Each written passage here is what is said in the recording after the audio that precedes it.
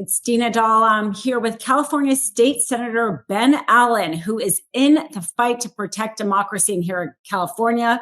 As he just said when we were discussing off camera, this special election that has now been called in order to fight the power grab of Texas and to redistrict some seats here in California in order to match that is the election of the year. It is perhaps the biggest fight we've had to date for our democracy. So glad to have you take time out of a really busy day. There's so much we could talk about here, but just, you are in the thick of it. Obviously, you were there on the floor during the debates. You're a member of the election committee, former chair of the election committee. And there's already so much information, misinformation coming out of Fox News. We really have to get ahead of the story, make sure people know exactly what's happening in California. And this is just the beginning. Money, volunteers, et cetera, are going to be pouring in from all over the country in order to, who's going to win. Who's going to win this fight. And your district, you represent people, the Palisades is one in your area. You represent people who've been neighborhoods decimated with the fires. We have the ice raids. There's so much that you have been dealing with your constituents. And then now on top of it, this dilution of the vote coming out of Texas. So just give us a snapshot, from the fight here in California and the debate, as you said, on the floor about how this is going to move forward, because both sides are really trying to frame this in order to get support. Yeah. Look, let me just say, I don't think anybody's happy that we're in this situation. I got home yesterday and some people are saying, good for you. You must be feeling excited. I'm not really excited. I'm actually kind of sad that we're at this stage where we found this was necessary. We absolutely did the right thing. Don't get me wrong, given what's happened. And let's talk about what's happened, right? Donald Trump has been advancing the most radical, damaging agenda of any president in the modern era.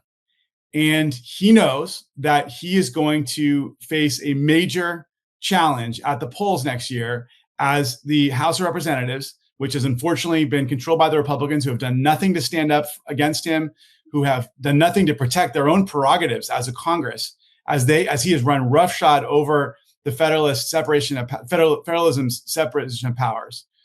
And he has now gone to them and said, I am very worried that I'm going to struggle to maintain my Republican majority in the House. And so, Governor Abbott, I am entitled, he literally used these words, I'm entitled to 5 additional seats. Go find them, go gerrymander further in Texas and make those seats happen for me. And so, in the end of the day, that's what leads us to this moment where they're basically trying to further tip the scale, even though because they know that they're going to have such a hard time retaining power in the House. And in the end of the day, it is our responsibility to push back and to create to use the tools that are in our disposal to ensure that power grab in Texas is counteracted. And this is not just a matter of partisan politics, though that's certainly a part of it. It's also a matter of protecting California's basic prerogatives.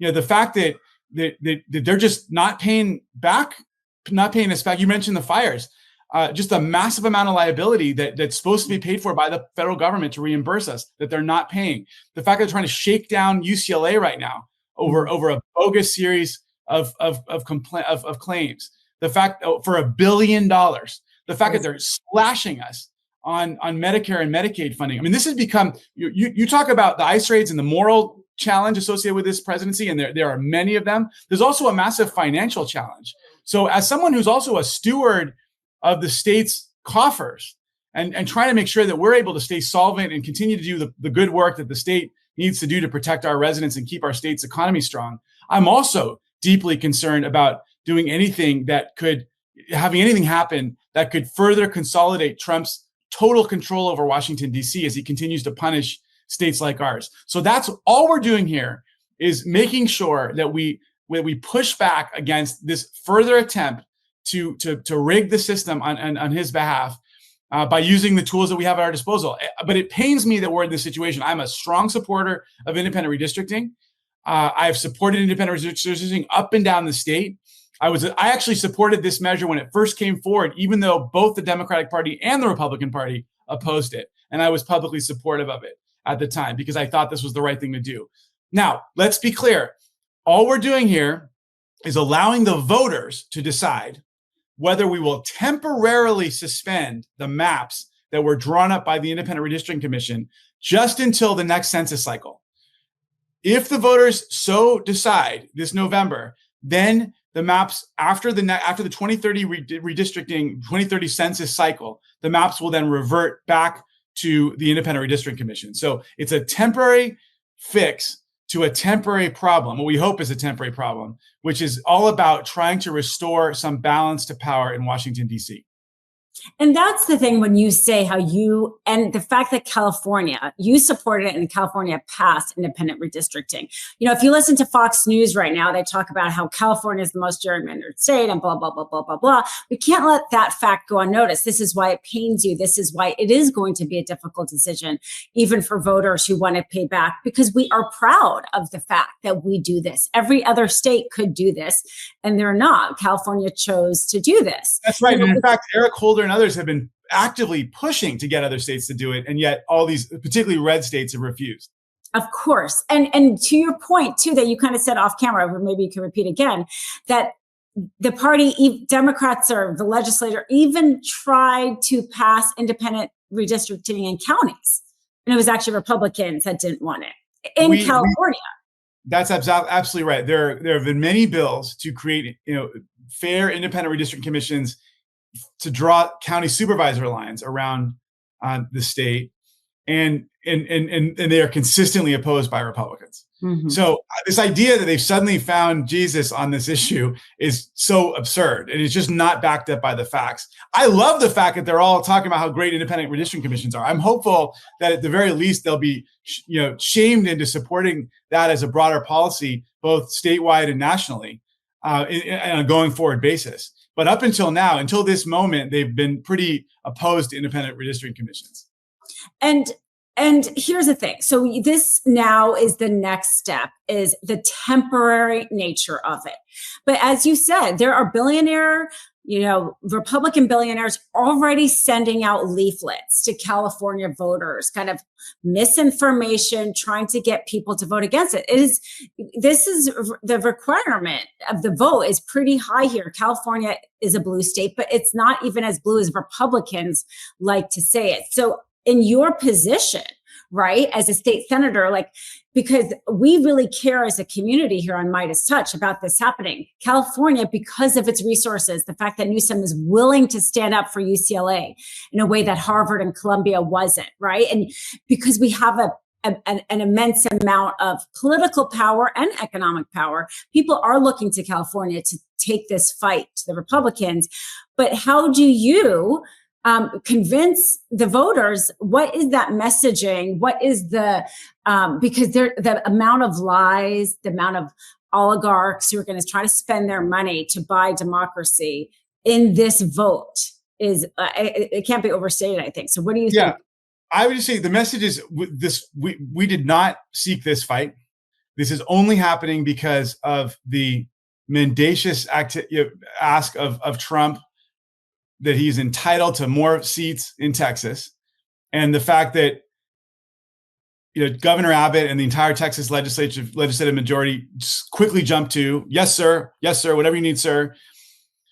So it's counteracting that. It's only coming as a reaction to that. It's temporary, and unlike in Texas, where they are drawing up these maps and passing them into law, we are going to the voters with these maps. We are being entirely transparent here. You will get to see the map has already been produced. You will get to evaluate it, and you will get to decide whether or not we move forward with this plan. So it's a transparent process. It's going to a vote of the people. And again, it's temporary and only happening as a result of this ridiculous power grab by Trump and the Republicans happening in Texas right now, and threatened and where they're also threatening to do in other states. That's all that this is in reaction to. So the 5 seats that are being redistricted, those are seats that are swing seats red seats?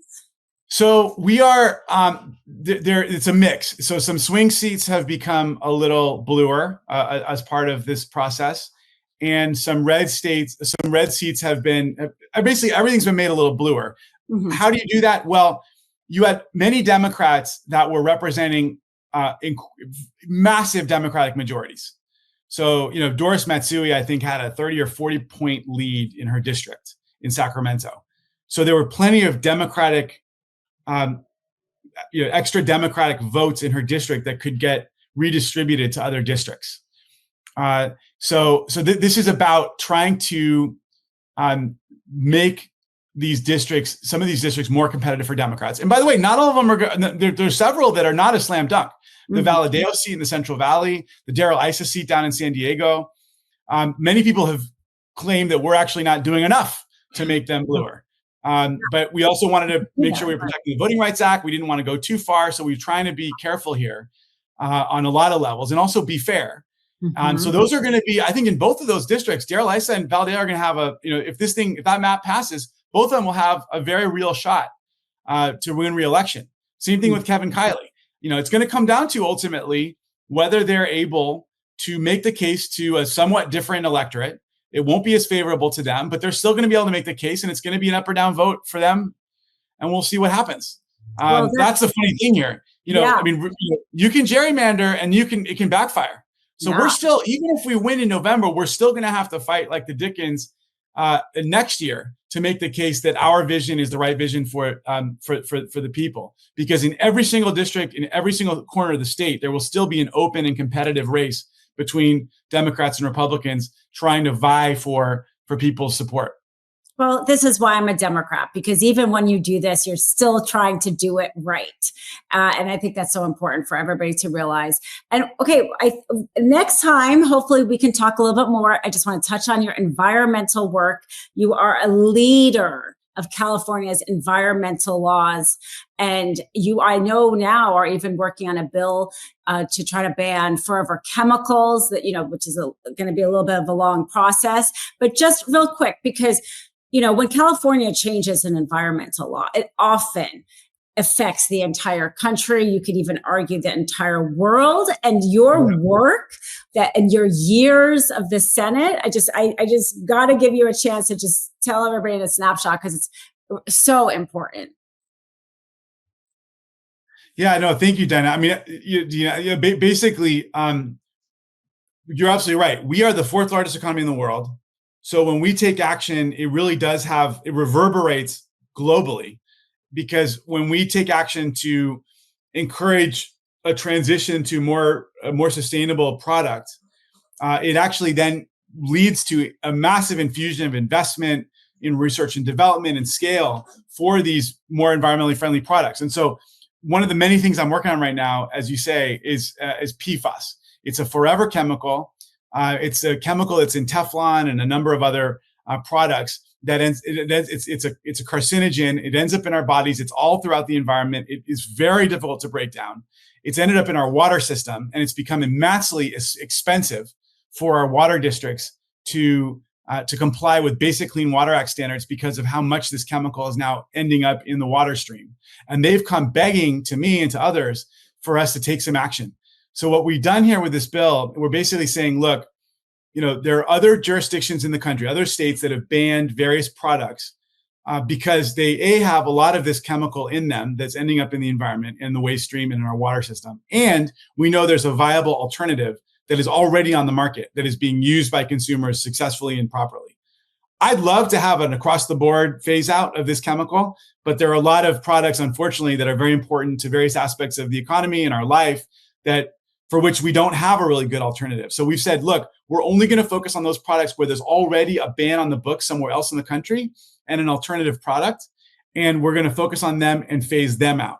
And then hopefully in the future, we will go further. But it's ultimately a way of trying to reduce the amount of this chemical that continues to get pumped out into the environment. And it's impacting our bodies, our ecosystem, and our water system in very real and dangerous ways. Well, thank you for your work on that, and your work on plastics was so significant here in California as well. And hopefully you could come back and we could talk again in these next few months about this redistricting fight and what's going on with the district with the Olympics and the fires and ICE. I'm so glad to have you and for your service, Senator Allen. Thank you so much. I'm happy to come on anytime and talk shop about any of these issues. Thank you so much. Love this video? Support independent media and unlock exclusive content, ad-free videos, and custom emojis by becoming a paid member of our YouTube channel today. You can also gift memberships to others. Let's keep growing together.